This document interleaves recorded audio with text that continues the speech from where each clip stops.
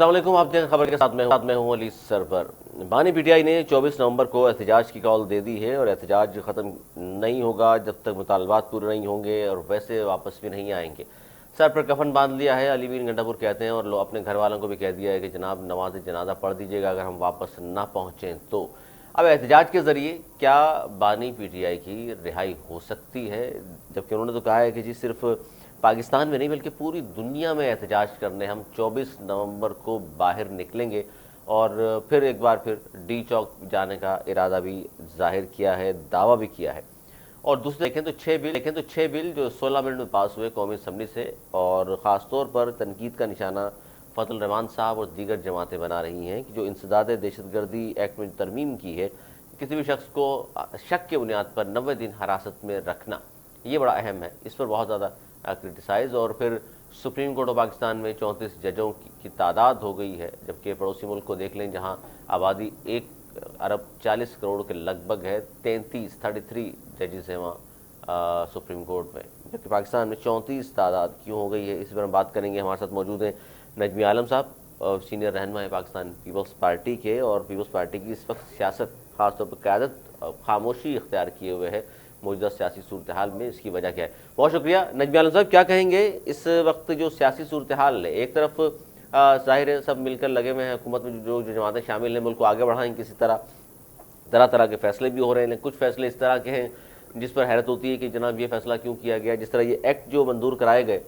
इंसदाद दहशतगर्दी का एक्ट जो मंजूर हुआ है, 90 दिन किसी भी शख्स को हिरासत में रखना, ये आप समझते नहीं है कि ये 26वीं आईनी तरमीम के मुंह पर तमाचा है ये जो मंजूर कराया गया? देखिए, कोई ये आइडियल कानून तो है नहीं, लेकिन आपको अपने सर्कमस्टांसेस को भी देखना होगा। इंडिया में भी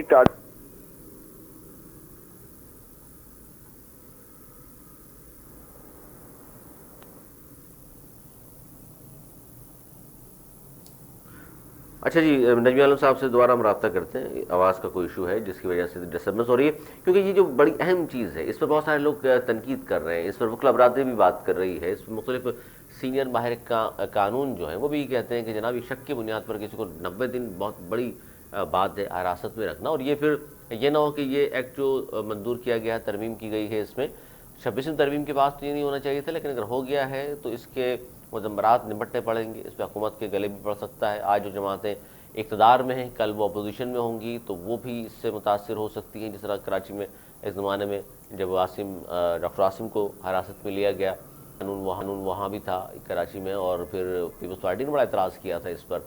यहाँ तो एतराज़ कर रहे हैं आप, तो फिर वफाक में जब ये बातें हुई हैं तो आप साथ बैठे में आपने वोट भी डाल दिया। ये मतलब ड्यूल स्टैंडर्ड है ये। क्या आप कराची में आपके किसी शख्स के साथ होता है तो एतराज़ है, लेकिन वहाँ होता है तो एतराज़ नहीं है।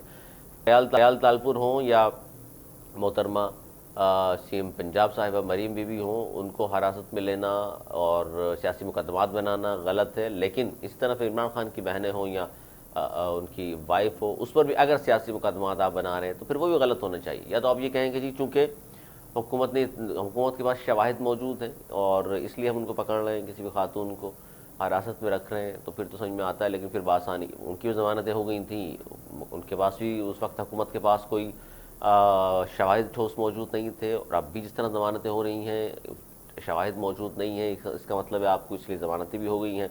और फिर गुज़िश्ता रोज़ पीटीआई के जो सीनियर लीडरशिप है, ख़ासतौर पर अपोजिशन लीडर कौमी असम्बली में उमर अयूब साहब हों, शायद खट्टर साहब ने हमें ज्वाइन कर लिया जी, सीनियर रहनुमा है पाकिस्तान तहरीक इंसाफ। बहुत शुक्रिया खट्टर साहब। क्या कहेंगे, बानी पीटीआई ने 24 नवंबर को एहतजाज की कॉल दे दी है, और एहतजाज कहा जा रहा है जी जब तक ख़त्म नहीं होगा, जब तक मुतालबात पूरे नहीं होंगे। और उसमें जो मुतालबात हैं, जाहिर उसमें सबसे बड़ा मुतालबा तो ये है कि हमारा मैंडेट वापस किया जाए। अच्छा, ये एहतजाज पहले तो ये बता दीजिए किसके खिलाफ हो रहा है? देखिए, एहतजाज तो उसी के खिलाफ है जो बेनिफिशरी सिस्टम के। पहली बात। दूसरी बात यह कि जी हमारे बड़े 3 सिंपल मुतालबात हैं जिसके ऊपर हम अपना प्रोटेस्ट रिकॉर्ड करा रहे हैं। पहला मुतालबा हमारा चोरी शुदा मैंडेट, दूसरा खान साहब लीडरशिप की रिहाई, और तीसरा इस मुल्क में आईन और कानून की बहाली। देखिए, इस टाइम मुल्क में जो फसाइयत जबर का माहौल बना हुआ है मुल्क में, ऐसा लग रहा है कि ये रिपब्लिक ऑफ पाकिस्तान है या बनाना पे रिहाई हो तो दूसरा FIR काट देते हैं, दूसरे में रिहाई हो तीसरे में काट देते हैं। और इमरान खान साहब और हमारी तमाम लीडरशिप को कैद न हक में इस टाइम इन्होंने रखा हुआ है। तो उसके खिलाफ हम अपना भरपूर वो करेंगे, एहतजाज प्रोटेस्ट रिकॉर्ड कराएंगे। नहीं, ये तो मेरा सवाल है कि अगर आप एहतजाज रिकॉर्ड करा रहे हैं जी, सौ बिस्मिल्लाह, और ये तो जाहिर है आपके आइन और कानून में मौजूद है कि एहतजाज कीजिए, बिल्कुल आप पुरअमन एहतजाज कीजिए, लेकिन ये कहना कि जी एहतजाज जब तक हम ख़त्म नहीं करेंगे, जब तक हमारे मुतालबात पूरे नहीं होंगे, और मुतालबात में हमारा मैंडेट वापस किया जाए, 26वीं तरमीम वापस ली जाए। 26वीं तरमीम भी जाहिर है इस्तेहकाक है पार्लियामेंट का, उन्होंने मंजूर की है, ये वापस किस तरह होगी। दूसरी बात, मैंडेट आपका, आप अगर हुकूमत के खिलाफ एहतजाज कर रहे हैं और हुकूमत से ही कह रहे हैं कि आपका मैंडेट वापस किया जाए, क्या ये पॉसिबल है? जी देखिए, हम आपको पता है कि मैंडेट किसने चोरी कराया, सहूलतकारी किसने की, इलेक्शन कमीशन ऑफ पाकिस्तान, वो ये सारा मिल मिलाप इन्होंने किया। और हमारा मैंडेट जो पाकिस्तानी कौम ने 8 फरवरी को तहरीक इंसाफ और इमरान खान साहब को वोट दिया, लेकिन वो 8-9 फरवरी की सुबह इन्होंने तमाम के तमाम रिजल्ट, फॉर्म 45 में जो रिजल्ट हमारे पोलिंग एजेंट्स को दिए गए थे, फॉर्म 47 उनको तब्दील कर दिए। तो अगर ये अरकान कौमी हमली जो नॉन इलेक्टेड है, जो बैसाखियों के ऊपर आई हुए है, अगर अल्लाह से कोई कानून साजी करते हैं तो क्या इसकी कानूनी हैसियत क्या होगी? क्या ये कानून साजी जो है ये इस चीजों का? नंबर सेकंड, इस तमाम एपिसोड में जो सबसे बड़ा सहूलतकार था वो काजी फाइज ईसा थे, साबिक चीफ जस्टिस था। इन्होंने खटक साहब देखिए, आप जो जाहिर है अब तो चले गए, और हो सकता है कि वो उसके बाद इलेक्शन ट्रिब्यूनल हो सकता है कि काजी फायद ईसा चले गए, रिटायरमेंट तो हो गई उनकी, लेकिन हो सकता है वो फिर इलेक्शन कमीशन में आपको नज़र आ जाए। लेकिन मसला ये है कि आप एक तरफ तो कहते हैं ये जितने भी काम हो रहे हैं गैर आइनी हैं, ये असम्बली गैर आइनी है, तो उसके बावजूद आप उन असम्बलियों में बैठे हुए हैं, उनके साथ बैठे हुए हैं, उनसे मुज़ाकरात भी करते हैं, कमेटियों में भी आप शामिल हैं, और उन्हीं से एहतजाज करके उन्हीं से सीटें भी वापस मांग रहे हैं। मतलब अजीब सी बात है, ड्यूल स्टैंडर्ड है आपका। जी देखिए, अगर इलेक्शन ट्रिब्यूनल्स को आजादाना तौर पे काम करने दिया जाता, अगर इलेक्शन ट्रिब्यूनल कानूनी तौर पे सही आपके दौरे हुकूमत में आपके दौरे हुकूमत में क्या इलेक्शन कमीशन आजादाना काम कर रहा था? जी देखिए, हमारे दौरे हुकूमत में इलेक्शन कमीशन तो हमने लगाया ही नहीं था। पिछली दफा जो इलेक्शन कमीशन था पीपल पार्टी और मुस्लिम लीग नून ने 2018 में लगाया था। इस दफा राजा रियाज एक फेक अपोजिशन लीडर बना के और शहबाज शरीफ ने लगाया था। तो इस इलेक्शन कमीशन में तो हमारा कभी रोल ही नहीं रहा। लेकिन उसके बावजूद भी रोल तो था, जाहिर है आपने कहा जी हमने नहीं लगाया, लेकिन वो फलां ने भेज दिया था नाम, और इस तरह जाहिर है वो आ गए थे इलेक्शन कमीशनर पाकिस्तान। लेकिन बहरहाल इस वक्त जो सूरत हाल है खट्टर साहब, इस वक्त जो सूरत हाल है उसमें आप लोग 24 नवंबर एहतजाज की तैयारियां कंप्लीट हैं आपकी, या भी मजीद इस पर गुफ्तगू शनीद होगी, और ये फाइनली रहेगा आपका एहतजाजी कॉल जो अब तो बानी PTI ने खुद दी है? जी देखिए, पहली बात ये कि इंशाल्लाह प्रोटेस्ट के लिए तो हम अपने भरपूर तैयारी करेंगे। अभी हमारे पास 13-14 दिन है, तो इंशाल्लाह जो लास्ट टाइम हमारी कमी बेशियां थी उनको दूर करेंगे। और इंशाल्लाह हमें उम्मीद है कि इस दफा पिछली दफा की निस्बत पाकिस्तानी कौम जितनी बड़ी तादाद में निकले थे उससे बढ़ के इंशाल्लाह इस दफा निकलेंगे, और इतनी बड़ी तादाद में निकलेंगे कि इंशाल्लाह हमें यही उम्मीद है कि जो हमारे अहदाफ है हम उन अहदाफ को हासिल करेंगे। और बाकी प्रोटेस्ट के हवाले से आज ही कॉल आई है, तो कल से या आज रात लेट टाइम से इंशाल्लाह पार्टी की जो बाकायदा फोरम्स है उनकी मीटिंग शुरू हो जाएंगी, और प्रोटेस्ट के हवाले से हम अपने भरपूर तैयारी जो है वो करेंगे। गुज़िश्ता रोज आपकी क़यादत मिलने गई थी खान साहब से जेल में, और वहाँ आपको मालूम है हिरासत में ले लिया था, फिर छोड़ दिया गया उनको, और कहा गया दफ़ा 144 के तहत हिरासत में लिया था 4, हालांकि उसमें कौमी असम्बली का अपोजिशन लीडर, पंजाब असम्बली का अपोजिशन लीडर शामिल थे, सीनियर लीडरशिप थी जाहिर है आपकी। तो ये आपको समझ नहीं आया कि अगर 4 लोग आपकी लीडरशिप भी बाहर निकलती है तो हिरासत में ले लेते हैं, आप तो लाखों लोगों का लाने का कह रहे हैं, तो क्या कुछ होगा फिर आपके साथ? जी देखिए, इसी सिस्टम के खिलाफ हमारी जदोजहद है कि अगर आप कौमी असम्बली के अपोजिशन को senate of the opposition leader of the senate, Punjab assembly के अपोजिशन लीडर, अगर आप उनको गिरफ्तार करेंगे जो अपने लीडर के साथ मिलने पॉलिटिकल और पाकिस्तान के मौजूदा हालात के ऊपर उन्होंने बात करनी थी, तो ये कौन सा कानून कहता है, ये कौन सा आइन कहता है कि जेल के बाहर से आप उन लोगों को अरेस्ट करें जो जिम्मेदार पोजीशन के ऊपर है, और ऊपर से आप कहें कि जी ये इन्होंने वो किया हुआ है, दफा 144 है।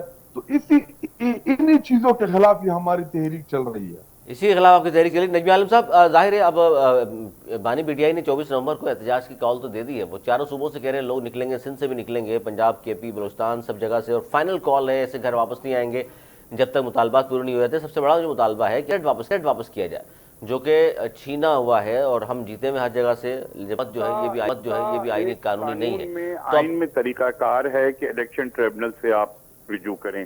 अगर ये कानूनी तरीके पे नहीं चलना चाहते और सिर्फ दंगा फसाद करना चाहते हैं, तो जो दंगा फसाद करेगा उनसे उन्हीं की जबान में बात की जाएगी। और इन्होंने गिरफ्तारी की बात की जेल पे, हमें भी याद है मरियम अपने वालिद से मिलने गई थी और आपने जेल से गिरफ्तार कर लिया था। जरदारी साहब की बहन हॉस्पिटल में एडमिट थी चांद रात को और आप उनको पकड़ के जेल ले गए थे। वो वक्त भी याद रखा करें ये पीटीआई वाले। जी बिल्कुल बोलना नहीं चाहिए, लेकिन इसमें एहतजाज इनका हक है, ये करें, पुरअमन एहतजाज करें, कोई मसला नहीं है। 10 लाख निकालें, 1 करोड़ लोग निकालें, लेकिन अगर कहीं तशद्दुद करेंगे, किसी अमलाक को नुकसान पहुंचाएंगे, फौजी तंसीबात पे या सरकारी तंसीबात पे हमला करेंगे, तो फिर कानून मौजूद है, वो अपना रास्ता खुद ढूंढेगा। लेकिन वो ये कह रहे हैं कि जी देखिए, एक तो 26वीं आईनी तरमीम जो है वो वापस ली जाए, मैंडेट वापस किया जाए, और ट्रायल के बगैर जो गिरफ्तार किया गया है देखिए वो एक कानून के तहत पास हुई है ना। इस तरह तो कल हर आदमी खड़ा हो जाए कि जी फला वाली तरमीम वापस ले लो, कल कोई खड़ा हो जाए कि जी कादियानियों वाली वापस ले लो, तो क्या वापस ले लेंगे आप? नहीं, तो गैर आईनी तरीके से वो कह रहे हैं मंजूर हुई है। नहीं, असेंबली के मेंबर्स ने वोट दिया है, असेंबली के मेंबर्स ने वोट दिया है और तब वो पास हुई है। अच्छा, असेंबली के मेंबर्स होना जरूरी है या कोई ऑर्डिनेंस नहीं है? ये ऑर्डिनेंस नहीं है, ये आपको समझना होगा। नहीं ठीक है, लेकिन ये असेंबली के मेंबर से वोट चाहे किस तरह भी लिया हो, मेंबर से पूरी दुनिया में ये, अगर आप अमेरिका में चले जाओ वहां तो बाउंड नहीं है मेंबर अपनी पार्टी पर वोट देने का। नहीं, यहाँ तो आइन के तहत चलेंगे ना सर, जो पाकिस्तान का आइन है। आइन के तहत है। अगर आपको किसी मेंबर पे है तो उसके खिलाफ आप इलेक्शन कमीशन में जाएं, किसने पार्टी के खिलाफ स्पॉन्सर्ड किया जाए, क्यों नहीं जाते? मैंगल साहब के लोगों ने कहा, जिस तरह पीटीआई के लोगों ने कहा कि जी हमसे जबरदस्ती की गई है, मौलाना फजल रहमान साहब ने कहा कि मेरे 2 लोगों को रखा गया है, और प्रेस कॉन्फ्रेंस में मौलाना फजल रहमान ने तो पहले तो हिमायत की 26वीं तरमीम की। सर बिल्कुल, बाद में वोट भी दिया उन्होंने, लेकिन ये भी कहा साहब ने कि दबाव बहुत है। फिर जो दबाव से डर जाए उसको सियासत नहीं करनी चाहिए पाकिस्तान में। अच्छा, दूसरी बात ये भी है कि बिलावल भुट्टो जरदारी साहब ने, चेयरमैन पाकिस्तान पीपल्स पार्टी, गैर मुल्की नशरियाती इदारों को जो इंटरव्यू दिया, उसमें उन्होंने एक बात ये की जिस पर जाहिर सवाल उठना शुरू हुए। उन्होंने कहा जी फजल रहमान साहब के बगैर भी हमारे पास नंबर्स पूरे थे। अब ये बड़ी अहम चीज़ है कि फजल रहमान साहब के वोट के बगैर 2/3 अक्सरियत हुकूमत के पास किस तरह हो सकती थी? नंबर्स में तो वो बहुत कम थे आपके। इसका मतलब है दूसरा तरीका यही था कि लोग तोड़े जाते थे। जब ये कोई यहाँ पे हमारे पास वो जहाज तो चल नहीं रहा था जो चला करता था इनके दौर में मेंबरों को लाने के लिए, तरीन साहब का जहाज तो था नहीं, तो फिर किस तरह पूरे करते सर? सुबह से शाम तक वो उड़ता था और जहां जहां से मेंबरों को चुन के लाके इमरान खान साहब के ऊपर बिठाया करता था। ऐसा तो कोई जहाज नहीं चला। वो तो किसी के हुक्म पे चलता था, लेकिन सही कह रहे हैं ये बात भी, जिसके हुक्म पे चलता था वो जाहिर है क्या कंडीशन है उनकी वो भी आपके सामने। लेकिन आप नंबर कैसे पूरे कर लेते? तो ये हाल है इनका, जब भी तो इनका ये हाल है कि किसी और के हुक्म पे आए थे तो ये हाल हो गया, आवाम की ताकत पे आएंगे तो ये हाल नहीं होगा। यानी कल वो किसी के हुक्म पे आए थे, ये हाल हो गया, और आज आप भी किसी के हुक्म पे आए हैं। हम आवाम की ताकत से आए और इंशाल्लाह इनकी तरह हम नहीं होंगे, रोएंगे नहीं चंद महीने जेल में रहने पे। सर अब तो खान साहब को 1.5 साल हो गया। अरे 1.5 साल क्या होता है, तो सोते जागते में ऐसी खेलने कूदने में गुजर जाता है जेल में। लेकिन एज भी तो देखें खान साहब की, पार्टी वालों से पूछो जेल क्या होती है। सर आप जो तो जवानी में गए ना, ये खान साहब तो 70+ हैं। वो तो कहते हैं मैं अभी भी नौजवानों का लीडर हूँ, 70+ कैसे होगा जवानों का लीडर? चलो बिलावल तो है ना सर नौजवान, बिलावल साहब हैं जवानों के लीडर।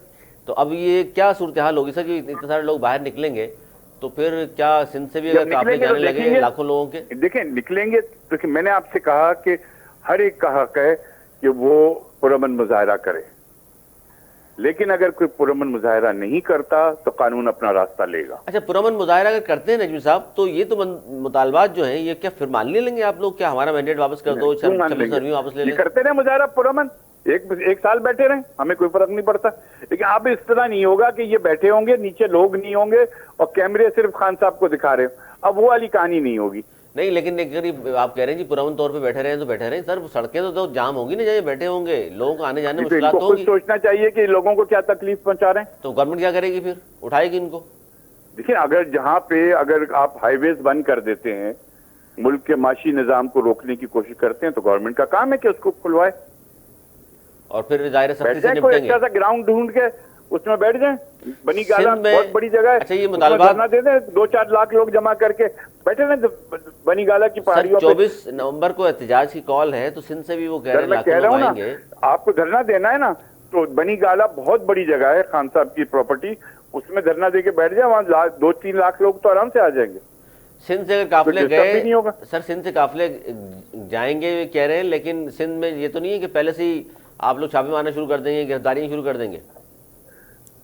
क्यों शुरू करेंगे? ले जाए जिनसे इनको कोई मिलता है तो दूरबीन लगा के ढूंढना पड़ेगा इनको सिंध में। अच्छा, लोग नहीं है सिंध में? सिंध में कुछ नहीं है इनके पास। यानी कि एमकेएम की 22 सीटें फिर मान रहे हैं आपके, सही जीते हैं वो? एमजीएम जीती है, हम जीते हैं, ये भी कुछ सीटें जीते हैं। मेरे सामने इनका कैंडिडेट जीता है, मैं मानता हूं उसको कि वो जीता है। मैं तो नहीं कह रहा कि वो गलत जीता है। अच्छा, वोट है इसका मतलब है? बिल्कुल मैं एक्सेप्ट कर रहा हूं कि मेरे सामने इनका कैंडिडेट जीता है।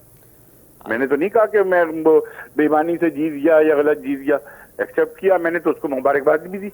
ये तो सर जमहूरी लोग हैं, अच्छा जमहूरियत को मानते हैं। अच्छा साइन है, अगर मुबारकबाद दिया आपने।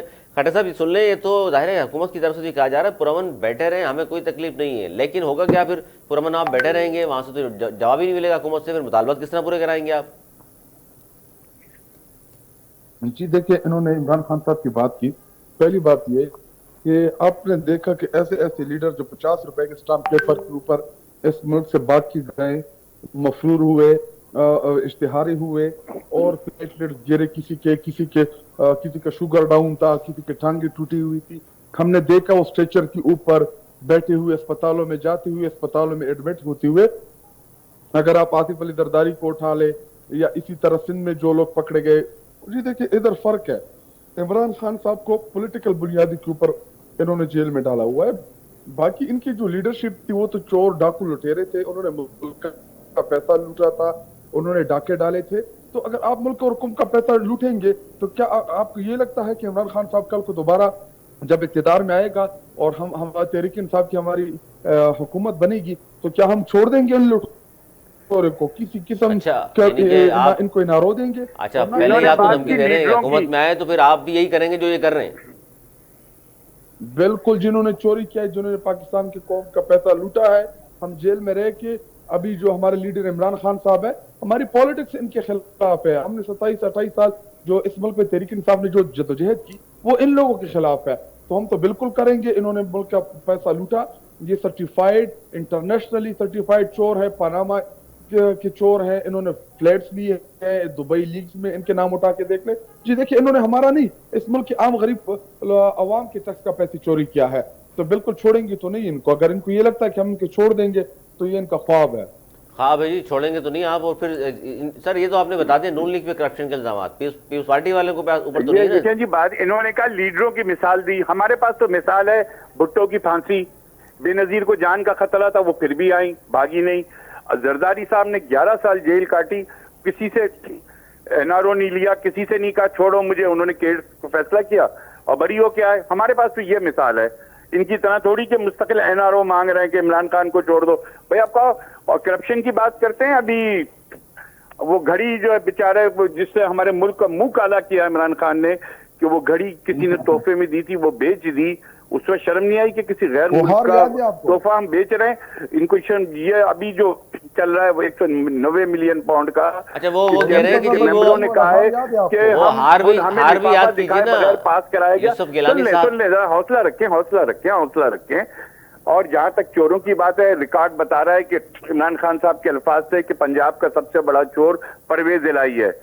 शेख रशीद के लिए वो कहते थे ये तो इस काबिल, खुदा ना करे कि मैं कभी शेख रशीद जैसी सियासत करूं, उसको भी वजीर दाखिला बना के रखा था। यार आप लोगों की जबान है क्या है? इस तरह तो देखिए नजमी साहब, इस तरह तो सियासत में सभी ने गुफ्तगू की ना। जरदारी साहब ने भी कहा नवाज शरीफ को धरती का नासूर, वो कहते थे पेट फाड़ के जरदारी साहब को हम दौलत निकालेंगे। लेकिन हमने उनको, इमरान आप खान लोगों ने भी जाहिर है मफाद की सियासत की, छोटी सारी बातें। हमारी तो जद्दोजहद ही करप्शन के खिलाफ है, तो फिर आपने परवेज इलाही को अपना सदर क्यों बनाया? सर आपने नायब वज़ीर आज़म क्यों बनाया था? भाई हमने तो उनको ये इल्जाम नहीं दिए थे जो इन्होंने दिए, इन्होंने तो खुद कहा था ना। आपने तो कातिल आजम कहा था सर, याद नहीं है आपको मोहतरमा के कत्ल में नाम था उनका? हमने परवेज इनका नहीं, उनका था, उनके दूसरे भाई का हमने कहा। बात यह है कि इन्होंने सब कुछ किया, घड़ी चोरी करके बेच दी।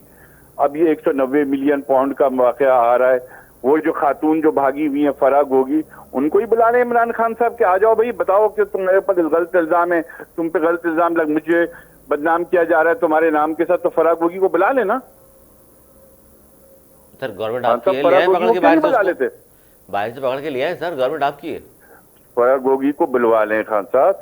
वो जो शहजाद साहब थे आजकल ऐसे गायब हो गए कि जैसे गधे के सर से सींग, वो भी मिस्टर ईमानदार थे जो करप्शन के खिलाफ तहरीक चला रहे थे, उन्हीं का खेल है ये 190 मिलियन पाउंड। ये सब छोड़े बातें, हकीकत शहबाज गिल, शहजाद अकबर, फराग होगी, ये जुलूस निकालें, जलसा करें, जो करना है करे, होना कुछ नहीं है। अगर शाहिद खट्टर साहब ये पुरअमन आप निकालते हैं, हुकूमत को तो फर्क नहीं पड़ेगा, लेकिन दाना सनाउल्लाह ने तो कहा है कि ये फिर सोच ले इनके साथ जो किया जाएगा अगर कानून का हाथ में लिया तो। कानून को हाथ में लेंगे तो बिल्कुल होगा जी। देखिए हमें याद है कि इन्होंने कहा था अगर जरदारी को लड़काना वो कराची और पता नहीं कौन सड़कों पे, यही तो हमारा बड़ा दिल है पीपल्स पार्टी का कि उसके बावजूद लोगों को मुल्क के भले के लिए गले लगा लेते हैं कि मुल्क का हम सोचते हैं, अपनी जात का नहीं सोचते। खान साहब अपनी जात का सोच रहे हैं सिर्फ कि मैं प्राइम मिनिस्टर से सब कुछ वाले, मैं प्राइम मिनिस्टर नहीं तो कुछ भी नहीं हो जाएगा। ये है खान साहब ने और हमारे दरमियान फर्क। हमने पॉलिटिकल लोगों से बात की और कभी बातचीत के दरवाजे बंद नहीं किए। जी जी, ये लोग। अच्छा खट्टर साहब जो जवाब देना चाह रहे हैं। जी खट्टर साहब, आवाज आ रही है? जी जी आ रही है आपकी आवाज।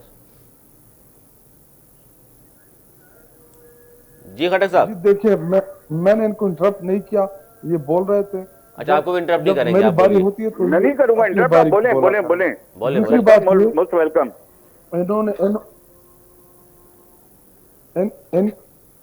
इनका मसला ये है कि ये नुरा किश्ती खेल रहे थे, एक दूसरे को चोर चोर बोल रहे थे, और इस समय इमरान खान आया तो उस खान साहब ने पहले कहा था कि जब मैं इनके ऊपर हाथ डालूंगा, जब मैं इनकी करप्शन पकड़ूंगा तो ये सारे एक साथ मिल जाएंगे और कौम को मैं ये साबित करके दिखाऊंगा कि ये नुरा किश्ती खेल रहे थे, मिले हुए थे आपस में, फ्रेंडली अपोजिशन, और कभी हम खाएं आओ कभी मिल के खाएं, ये इनका नारा। तो तहरीक इंसाफ ने इनकी पार्टनरशिप थोड़ी, तो इनको यही मसला है कि तहरीक इंसाफ क्यों है। और रही बात जी, इन्होंने फराग गोगी का जिक्र किया। जी देखिए फराग गोगी ने अगर करप्शन किए, उस्मान बुजदार इस पंजाब में फिर रहा है, अगर उसने कोई चोरी की तो बिल्कुल पकड़े, तहरीक इंसाफ उसको वेलकम करेगी। खुद को एहतसाब के सामने किया है और हर को हम चाहते हैं कि वो अकाउंटेबल रहो। पकड़ो उस्मान बुजदार को, वो तो चीफ मिनिस्टर पंजाब रहा है, अगर कोई गलत काम हुआ भी है तो उसके सुपरविजन में हुआ होगा। इमरान खान साहब तो मिनिस्टर थे, करते घड़ी की बात है, इन्होंने हार चुराए हैं।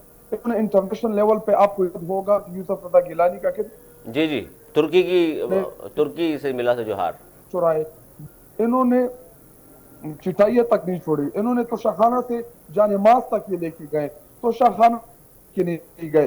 जी देखिए इमरान खान साहब की घड़ी तो आप उठा के देख ले, अगर उसकी प्राइस और इन्होंने जो तो शाखाना से इनकी लीडर ने जो तहाइफ लिए हैं उसमें फर्क ना हुआ, ये एक्सपेंसिव ना हुआ, ये कानूनी तौर पे ना हुआ, तो फिर जो चोर की सजा वो इमरान खान साहब की सजा।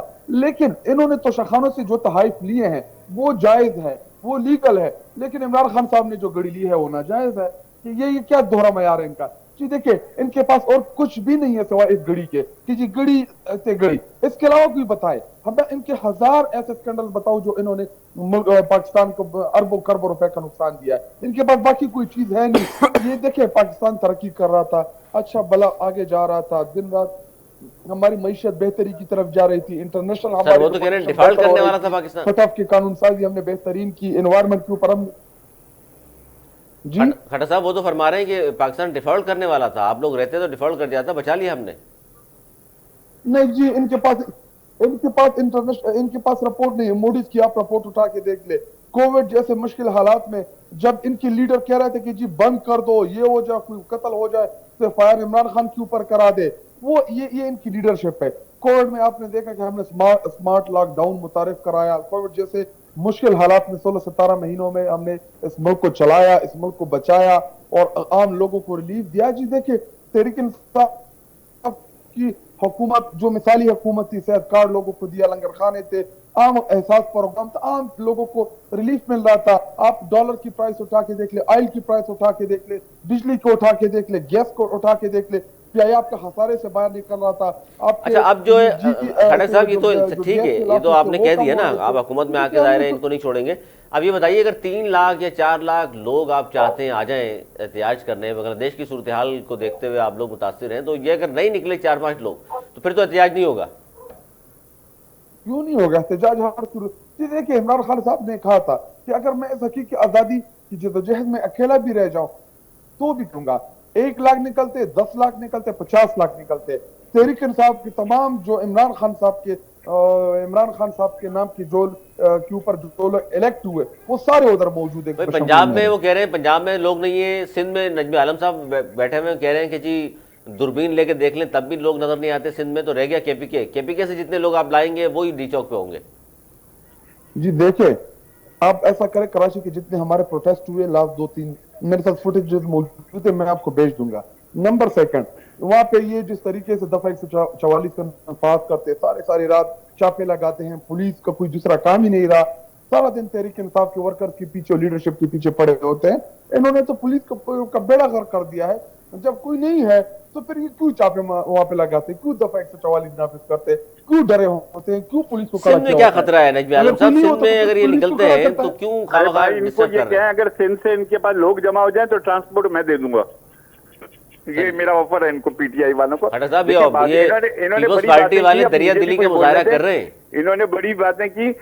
देखें, तोशा खाने से कोई लेना चीज जुर्म नहीं है, वो कानूनी है। उसको फिर मार्केट में बेचना, वो भी सरबराह मुमलिकत का तोहफा, वो बड़ी गैर नामाकूल हरकत थी, मुल्क की बदनामी थी। और फिर हुआ क्या, आपने जब दुबई में बेची तो उसी जिसने आपको तोहफा दिया था उसने खरीद ली वही गाड़ी। ये हमारे मुंह पे थप्पड़ नहीं था पाकिस्तानियों के कि आपका वजीर आजम इतना घटिया आदमी है? ये आप लोगों को समझना चाहिए, खाली आंखें बंद करके किसी तकलीफ नहीं करनी चाहिए। जहां तक आपने ये बात की कि मेरी बात सुन ले, ये बात सुन ले, वो बड़ी नाज़ेबार मुल्क की सरबराह मुमलिकत पे ये लगा चार्ज के वो घड़ी जिसको तोहफे मिली जो दुबई में बेच रहा था। और जहां तक आपने बोजदार की बात की, वो बेचारा तो मजलूम आदमी था, वो तो फरागोगी का पियून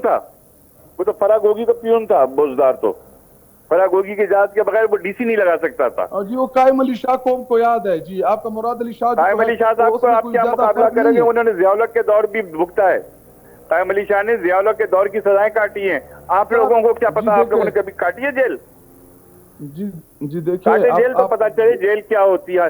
कायम अली शाह के मुकाबला आप लोग करेंगे? उन जैसा सीनियर सियासतदान जिसने पूरी जिंदगी जद्दोजहद की है। ज़िया-उल-हक के दौर में जेलें काटी, याहिया खान के दौर में काटी, उन्होंने नवाज शरीफ के दौर में काटी, सब जगह काटी जेलें। तभी कराची इस टाइम कचरादान बना हुआ है, सारा कराची जो है इस टाइम चूहे और कराची में जाहिर काम नहीं कर रहे। ये नजमी साहब ये पूरा पाकिस्तान कह रहा है कि ये कराची में काम नहीं हो रहा, मेयर भी आपका है, हुकूमत कौन कह रहा है? भाई देखिए, एक तो कराची के सिस्टम को आपको समझने की जरूरत है। ये 3 लेयर का सिस्टम है, जिसमें एक लेयर है यूनियन काउंसिल, जहां यूनियन काउंसिल के चेयरमैन का इख्तियार है। फिर उसके ऊपर टाउन आते हैं, इनके पास भी तो टाउन है ना, ये अपने टाउनों में काम करके दिखा दें। जबकि प्रॉपर्टी टैक्स और बहुत कुछ इनको मिल रहा है, ये अपने 2 टाउन में काम करके दिखा दें, छोड़े हमें। क्योंकि 3 टाउन है इनके पास। शाह फैसल टाउन कराची का सबसे इंपॉर्टेंट टाउन इनके पास है, सदर टाउन, तो मोमनाबाद टाउन, 3 टाउन इनके पास है ना, वहां पे काम करके दिखाएं। अच्छा ये तो चले ठीक है, इस पे तो ये आपकी नजर यकीनन होगी नईम साहब। और लेकिन अब आप जिस तरह कह रहे हैं कि जी अगर लोग जमा हो जाएं सिंध में तो ट्रांसपोर्ट आप देंगे, ये बड़ी दरियादिली का मुजाहरा किया आपने। लेकिन कोई ये नहीं कि आ जाए 10-15-20 आदमी उनके लिए मैं कोई सीजनेबल करें कि हाँ भाई हमने जमा कर लिए 50,000 आदमी में दे देता हूँ उनको। 50,000 आदमी 50,000 से इनसे जमा करके दिखा दे पीटीआई। खड़ा इनको साहब ये तो बड़ी अच्छी मैं बात कह रहा हूँ ना, की। 50,000 आदमी जमा करें, ट्रांसपोर्ट दे दूंगा उनको। जी देखिए, पुलिस को मना कर ले, बाकी हमें इनकी कोई सपोर्ट की जरूरत नहीं है। अरे तो ना फिर ही पुलिस से हमें मना इनके करने से सपोर्ट क्या की होता जरूरत है? अगर लड़ना है, जद्दोजहद करनी, तो पुलिस की तरफ क्यों देखते हो कि पुलिस आके पुलिस हमें ना पकड़े, वो फलाना करे? अच्छा नहीं, ये सुई तो मुई के नहीं, काम से नहीं होती सियासत नहीं जनाब। पता। नईम साहब ये तो इस हमें बात तो पुलिस रोकती थी, सब रोकती थी, हम फिर भी निकल आते थे। नहीं, आपको रोकती थी तो गलत था ना। अब तो फिर हम आप निकल इनको ना निकल रोके। आते थे। तो भाई तो यही तो सियासत भाई करो ना, पुलिस ला रही तो निकलो, फिर भी फिर डरते क्यों? नहीं तो आप ये कह रहे हैं कि पुलिस तो पकड़ेगी अगर ये निकलेंगे तो। नहीं, निकलने पे नहीं पकड़ेंगे, कोई गलत काम करेंगे तो पकड़ेगी पुलिस। अच्छा, इनके यानी कि यहाँ से काफिले जाएंगे तो आपको ताल्लुक नहीं है, ट्रांसपोर्ट देके वहीं जाए, जाएंगे। बिल्कुल शौक से जाएं, लेकिन अगर कोई ऐसी तशद्दुद वाली करेंगे हरकत तो पुलिस का काम है। पुलिस क्योंकि जब भी पुलिस की कराची में ड्यूटी इन्होंने करे। जलसे का, जब भी इन्होंने कहा जलसा करना है हमें, आप इजाजत नहीं देते। भाई बात सुने ना, इनकी पिछली हरकतों को देखते हुए इंतजामिया देती है ना। जब 3 तलवार पे एसएचओ के मुंह पे जब ब्लॉक मारा गया, वो जो कर्व स्टोन का, सबको मरते मरते बचा वो एसएचओ, पूरा मुंह का टूट गया, तो वो इन्होंने ही तो मारा था। इसलिए जो है इजाजत नहीं देते। खट्टर साहब कह रहे हैं कि पुरअमन रहेंगे तो कोई मसला नहीं है, अगर आप निकले और इस तरह की कोई हरकत की तो फिर जाहिर है, जिस तरह राना सनाउल्लाह फरमा रहे हैं, नईम साहब भी वही फरमा रहे हैं कि फिर यहाँ से लेके ओबाड़ो के बॉर्डर तक बड़ा लंबा रास्ता है, याद रखेंगे। अगर कोई इन्होंने हंगामा करने की कोशिश की तो यहाँ से ओबाड़ो तक काफी लंबा रास्ता है, पहुंच नहीं सकेंगे वहां तक। लेकिन नहीं पहुंच सकेंगे अगर इन्होंने नईम साहब अगर गुंडागर्दी या बदमाशी के जरिए करने की कोशिश की तो। लेकिन नईम साहब फिर इन तमाम चीजों का हल क्या है? एक तरफ तो हम कह रहे हैं सबके मिलकर भाई बैठना हल ये चाहिए। है कि पॉलिटिकल पार्टीज बात करें। ये कहते हैं हम पॉलिटिकल पार्टी से बात नहीं करेंगे, हम उनसे बात करेंगे जिन्होंने हमें निकाला है, जिस इंस्टीट्यूट को ये बुरा भला कह रहे थे, उनसे बात करेंगे, एस्टेब्लिशमेंट से बात करेंगे। और तो इनको परवाह भी नहीं होनी चाहिए। आजकल तो ये जश्न मना रहे हैं ट्रंप के जीतने का, इनका मसला हल हो गया ना, तो ट्रंप के जीतने का जश्न मना रहे हैं। नहीं तो आपको लगता है कि ट्रंप ये हमसे ना बात करें, ट्रंप के पास चले जाएं। ट्रंप फोन करेगा, ट्रंप ट्वीट करेगा और यहाँ तो भाई ये ट्रंप के पास जाए ना, वो हमारे पास क्यों, हमसे क्या कर रहे हैं? इनको तो ये तो ऐसे जीत कर खुश हो रहे हैं जैसे इमरान खान जीत गए वहां पे अमेरिका में इलेक्शन। लेकिन सर मुबारकबाद तो सभी ने दी है ना, आपकी क़यादत ने भी दी है। हमारी बात तो देखें, सरबराह मुमलिकत ये सब लोग देते हैं, लेकिन हमने कोई खुशियां नहीं मनाई है, तो खुशियां मना रहे हैं पीटीआई वाले। ट्रंप जीत गया, ट्रंप जीत गया। जाहिर है इन्होंने सरमायाकारी भी की है, इनको बड़ी अभी मुहिम चलाई है। अलिफ बे नहीं पता। अरे पीटीआई वालों ने तो मुहिम चलाई है डेमोक्रेट की भी और रिपब्लिकन की भी गवर्नमेंट देखी है। जिया के दौर में कोई फर्क नहीं होता, वो अपनी पॉलिसीज पे चलते, जो उनका इंटरेस्ट होता है वो करते हैं। उनको ना इमरान खान से मतलब, ना बिलावल भुट्टो से मतलब, ना नवाज शरीफ शहबाज शरीफ से मतलब, वो अपनी पॉलिसी पे चलते हैं। जरा उनका जहाँ नेशनल इंटरेस्ट होता है वो उस आदमी के साथ, वरना जमहूरी मुल्क कहलाते हैं, 10 साल जिया को सपोर्ट करते रहे ना, 10 साल मुशर्रफ को सपोर्ट करते रहे ना। वो अयूब खान को किया उन्होंने सपोर्ट, सीटो सेंटो के माहिदे कराए, हमने रशिया से दूर किया। और अगर ये खान साहब रह जाते, जो हमारा इस वक्त सबसे इंपॉर्टेंट प्रोजेक्ट है पाकिस्तान की लाइफ लाइन है, वो है सी पैक, जिसकी वजह चाइना नाराज हो गया था। आपने सी पैक को वो करने की कोशिश की, रोकने की कोशिश की। तो इसका मतलब ये हुआ सर, जो सियासी इस्तेकाम है ये बाहर निकलते रहे, लोगों को लेकर करके बार बार एहतजाज होता रहा, तो सियासी इस्तेकाम तो नहीं आ सकेगा। नहीं, अब अगर कोई तैयार नहीं है मुल्क को, जिसको किसी को अपनी जाती सियासत मुल्क से अहम है, तो वो ये करेगा।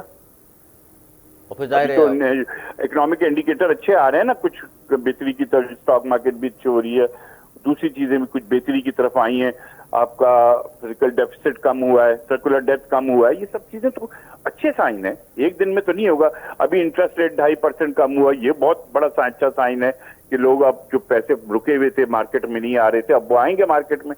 These are the good science, यही इकोनॉमिक्स है मुल्क के लिए बेहतर है ये। बहुत शुक्रिया नईम आलम साहब आपका, शाहिद खट्टर साहब आपका बहुत शुक्रिया। नाज़रीन गुफ्तगू आपने सुनी मेरे दोनों मोअज़्ज़ज़ मेहमानों की। बानी पीटीआई ने 24 नवंबर को एहतजाज की कॉल दी है और जी एहतजाज जब तक ख़त्म नहीं होगा, जब तक हमारे मुतालबात नहीं मान लिए जाते। और मुतालबात में 26वीं तरमीम की वापसी, मैंडेट कहा गया है जो हमारा चोरी हुआ है वापस दिया जाए, बग़ैर ट्रायल गिरफ्तार लोगों को भी रिहा किया जाए।